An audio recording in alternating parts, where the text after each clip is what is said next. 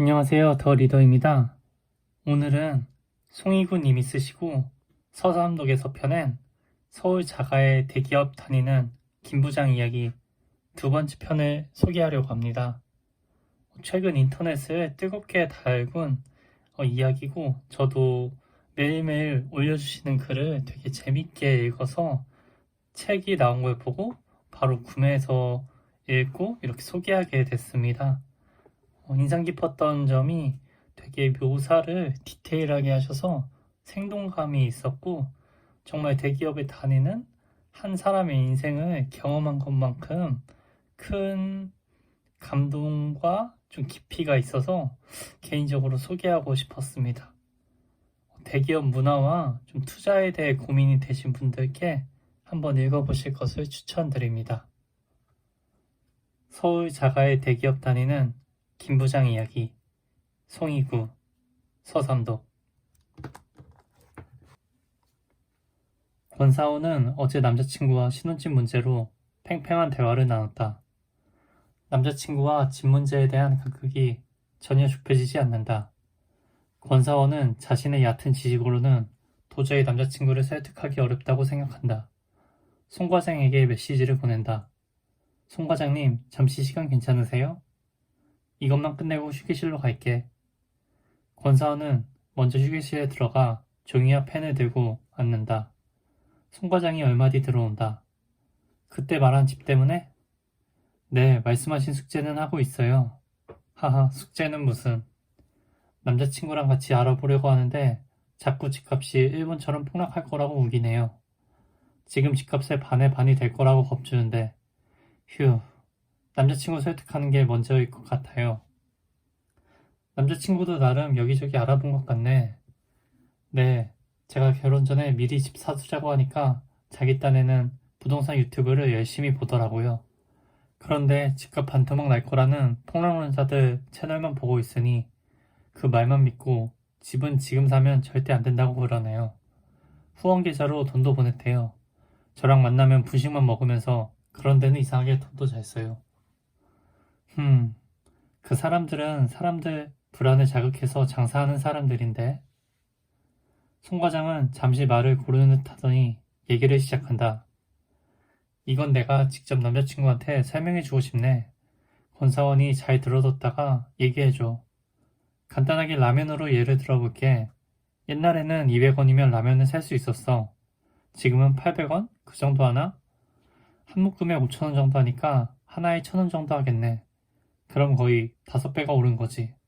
동시에 인건비, 물류비, 광고비, 모든 비용이 다 올랐는데 그게 다시 400원, 300원으로 떨어질 수 있을까?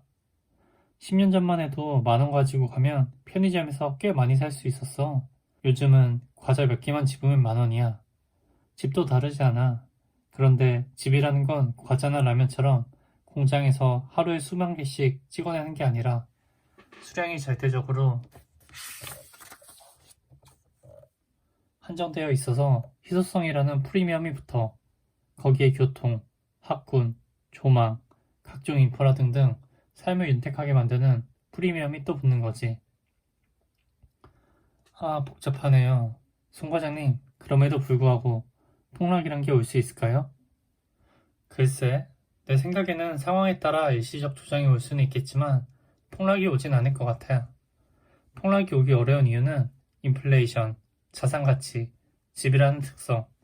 좀 복잡한데 너무 방대한 내용이라 다음에 설명해줄게. 권사원은 궁금한 게 많다. 그런데 일본은 왜 집값이 폭락한 거예요? 일본은 당시에 1억짜리 집을 사면 1억 대출을 해줬어. 5억짜리 집을 사면 6억, 7억까지 대출을 해주는 경우도 있어서 가격 거품이 엄청났지. 근데 우리나라는 기본적으로 주택담보대출 40%로 제한되어 있잖아. 신용대출도 까다롭게 심사하다 보니까 대출 건전성이 상당히 좋은 편이고, 뉴스에서는 대출이 사상 최대라고 나오지. 그걸 보고 겁내는 사람들이 많아. 대출이 너무 많아서 이러다 터지는 거 아니냐고. 그런데 반대로 대출이 줄어들면 그게 더 무서운 일이야. 대출이 줄어든다는 건 시중의 돈을 회수하려고 한다는 뜻이거든. 위기의 신호탄인 거지. 그러니 대출이 늘어나고 있는 걸 막연히 나쁘게만 보지 마.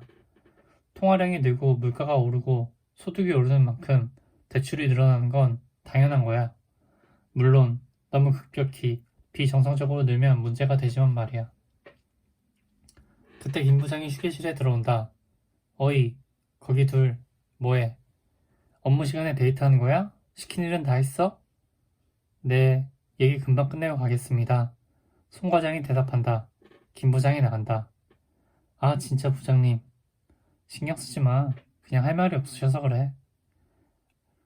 아까 하던 얘기 계속하면요. 일본에 빈집이 많다고 하던데요. 우리나라도 그렇게 될까요? 그건 우리나라도 머지않아 벌어질 일이야. 인구가 줄어들고 제조업이랑 농업기반이 약해질수록 지방 소도시 인구는 주변 대도시로 흡수하게 돼 있어. 서울, 경기도, 광역시들은 점점 커지고 그 사이에 있는 위성도시들은 점점 역할이 줄어들 거야. 그런 곳에서는 빈집이 늘어나겠지. 경기도를 앞으로는 큰 서울이라고 봐도 될 거야. 대도시는 확장되고 지방 소도시는 슬럼화되고. 권사원은 열심히 메모한다. 남자친구에게 설명해줘야 하는데 경제관념 제로인 남자친구가 과연 이해할까? 폭락론자의 심취해 있는 남자친구를 어떻게 구제해야 하나?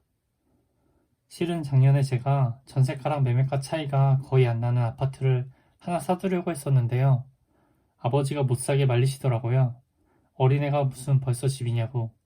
그러면서 지금 집값이 너무 많이 올라서 꼭지라고 하는 거예요.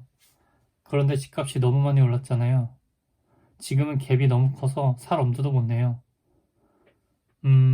권사원 아버님은 어디에 사시는지 물어봐도 될까? 휴전선 쪽에 오래된 나홀로 아파트에 사세요. 권사원은 창피하지만 솔직하게 말했다. 휴전선? 그쪽에 나홀로 아파트면 시세가 오히려 빠졌겠는데? 20년 전 가격 그대로라고 하셨어요. 다른 곳은 다 올랐는데 옛날 가격 그대로면 행구 가치를 봐서라도 손해를 보신 거네.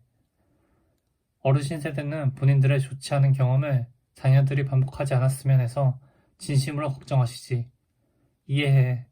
그런데 권사원이 집을 사려면 부모님과 상의하는 것도 좋지만 부동산으로 성공한 사람, 부동산 전문가라고 하는 사람들의 말을 듣는 게 중요해. 그런데 권사원이 집을 사려면 부모님과 상의하는 것도 좋지만 부동산으로 성공한 사람, 부동산 전문가라고 하는 사람들의 말을 듣는 게 중요해. 그런데 권사원이 집을 사려면 부모님과 상의하는 것도 좋지만 부동산으로 성공한 사람, 부동산 전문가라고 하는 사람들의 말을 듣는 게 중요해. 맞아요. 사실 저희 부모님은 부동산에 대해 아무것도 모르세요. 권사원이 직접 공부하고 보고 판단하는 게 좋을 거야. 네, 송 과장님이 그때 내주신 숙제는 계속하고 있어요. 끝나면 알려드릴게요. 그래. 서울 자가의 대기업 다니는 김 부장 이야기. 송이구, 서삼도.